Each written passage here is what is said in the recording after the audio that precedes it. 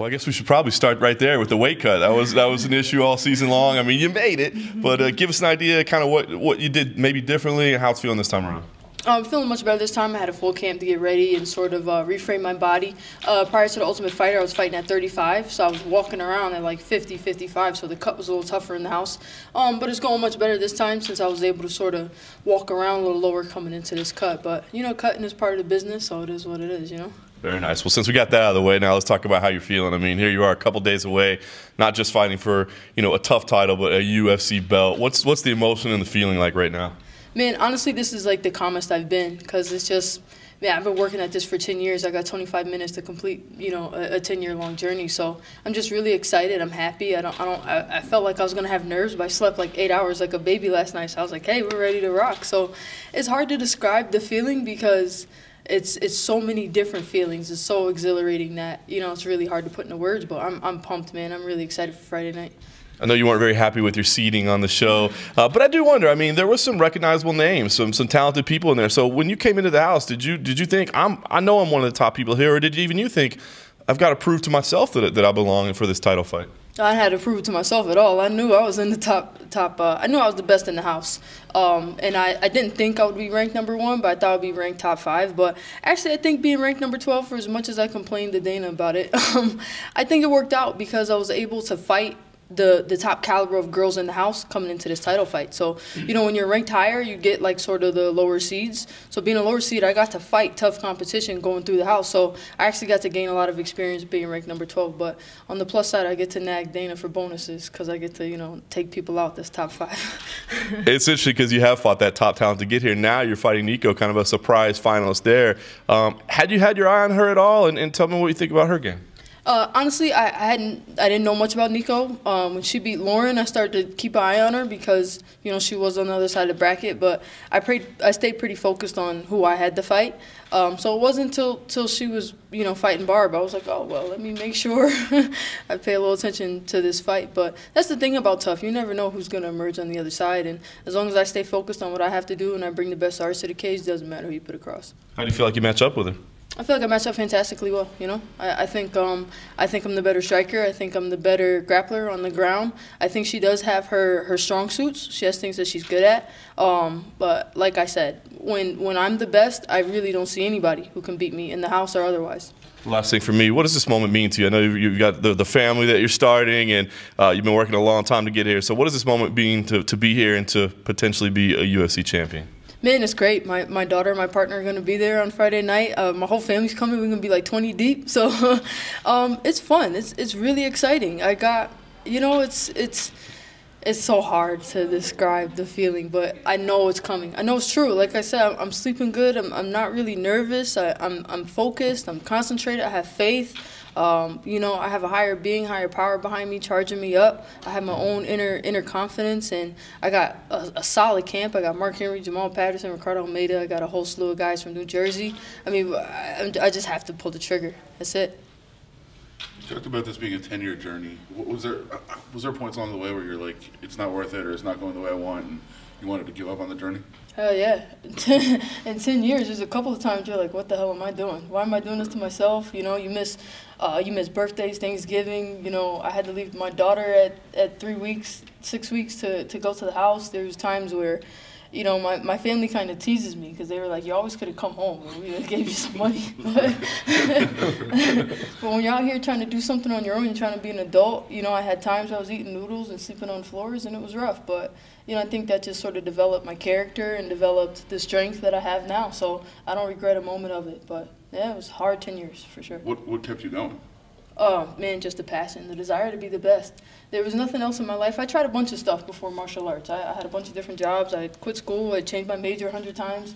All I wanted since I was 15 years old was just find something I was passionate about. And martial arts was the only thing that I was passionate about. No matter what was going on in my life, being on the mat always made me happy. So I just stuck to that. You know, it made me happy. What were some of those jobs? Oh, man, I bartended, I sold cars, I worked security, a ton of different security jobs. I bounced at clubs. Let me see.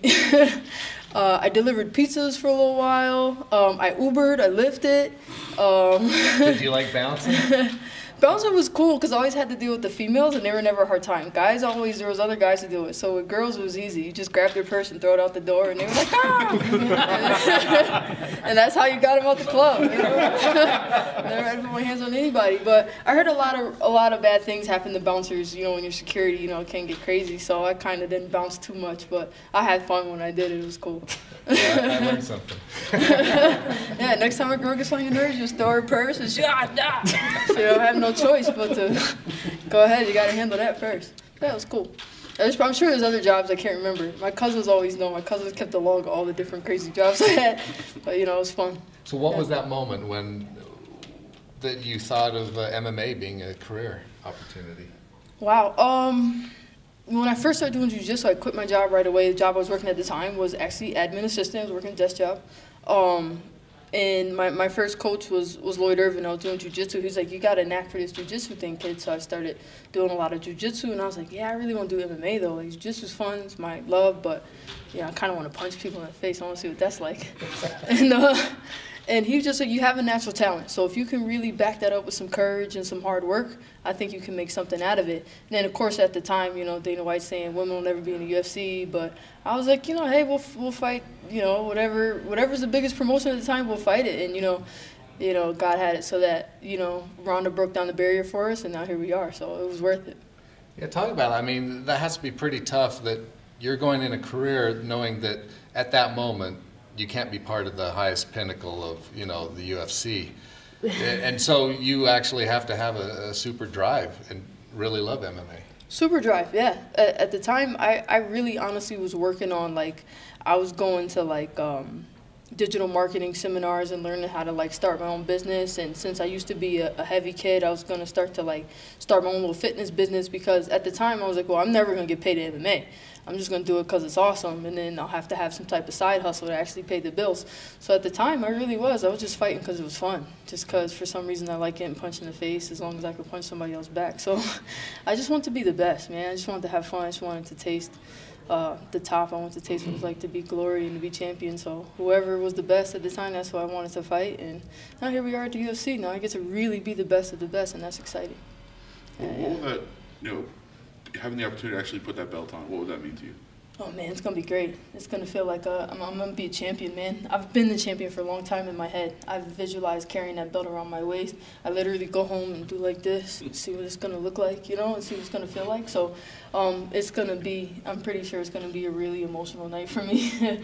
But I'm looking forward to it. It's going to be like, it's got to be some kind of adrenaline junkie. You know, fighting MMA, it kind of makes me, you know, realize why people jump out of pains and do all kinds of crazy stuff, because there's no other feeling in the world like it. It's total adrenaline rush. Did you ever have, like, that kind of, were you like a thrill seeker in any way before? Absolutely not, no. I kind of found my inner thrill seeker, I guess, because it's exciting getting in the cage. It's kind of scary. You know, you're locked in a cage with somebody, she's trying to take your head off, you got to take her head off. But honestly, no, I never really did much other exciting things before this, so I had an inner adrenaline junkie I just didn't know about, so here it is. The Ultimate Fighter series provides a great opportunity to introduce new fighter personalities to fans. Looking back on the show, is there anything about you, your personality, that you would want to get across to fans that maybe didn't come across on the show? You know, I think the show did a pretty good job. I was myself in the house, and I think it did a pretty good job of showing my personality and who I was. One of the things that I don't think it showed really was I kind of can have some fun, you know? We had a lot of fun in the house. You know, usually I'm all like, it's like Sarge, you know? And coming into the house, it was like, but, you know, once you get into the house, you're here for 6 weeks, you start to, like, we had a golf tournament at the house. I hung out on the road. We had, like, a volleyball tournament. We had a Nerf gun thing. So, you know, I think one of the biggest things about my personality that wasn't really quite showed is I know how to relax and chill and have a good time. You know, it's time to turn it on, it's time to turn it on, but, you know, it's kind of exhausting to walk around like this all the time. So, so I think maybe, you know, they could have showed us having a little more fun in the house. But other than that, I think the producers did a great job of showing who I was. That's who I was in real life, is who I am, so they did a good job. What will you miss? from the house being there? That dope crib, but you know I get to buy my own crib now, right? The crib was cool. Honestly, okay. The best thing, which they don't really talk about, is hopefully somebody don't come run and tackle me for talking too much. We won't say anything. They have we call them grocery fairies. So you have a list and you put down whatever you want. Like I would like 5 ounces of Kobe Japanese steak, and some person, and boom, in the fridge, it's there the next day with your name on it. And so hopefully, am I okay? All right, don't always come and yell at me. But you could order whatever you want, and you know, back home you're all like you're going to like Shoppers and trying to like budget. Yeah, eat noodles. No, I got to, you know. So it's the upside and the downside. But you know, people are ordering all kinds of hippie organic stuff I'd never seen in my life. So having to never go to the grocery store again is probably what I'll miss the most. Do you remember when Ronda signed with UFC, what you were thinking about it now being a legit career path for you? Oh, yeah, absolutely. I remember I was watching Ronda before she signed with the UFC and some other promotions, and when she fought Miesha Tate the first time, and I had a feeling, I was like, these girls are going to kick down the door for us a little bit, and I actually was like training hard. I was like, I got to catch up. We're about to be in the big show now. I got to do some, I got to get ready. So I remember, yeah, exactly. I remember when that first fight she had in the UFC versus Liz Carmouche, and I was kind of excited. And really, I mean, I trained so hard that week. I was like, oh, we're in the UFC now, and let me start bulking up for 135. And outside of Ronda and Holly, were there any female fighters that you looked up to when you were getting into first getting into the MMA?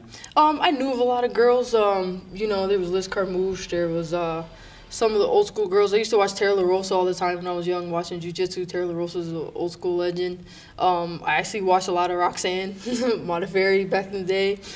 Kelly Cobold. You know, I watched a couple of them. So by the time they cracked in the UFC, I kind of already heard it. I knew who Liz Carmouche was when she fought Ronda. Alexis Davis. So I kind of had my eye on everybody. No one's really like my hero or anything, but I kind of had my eye on everybody. You know, I always, you know me, I'm always like, I might fight you one day. Let me analyze you first before I determine if if you're my hero or not. Awesome, thanks. Yeah. Cool. Done. Thank you. Nice. Perfect. Thank Thanks, you. guys. Appreciate it. No problem.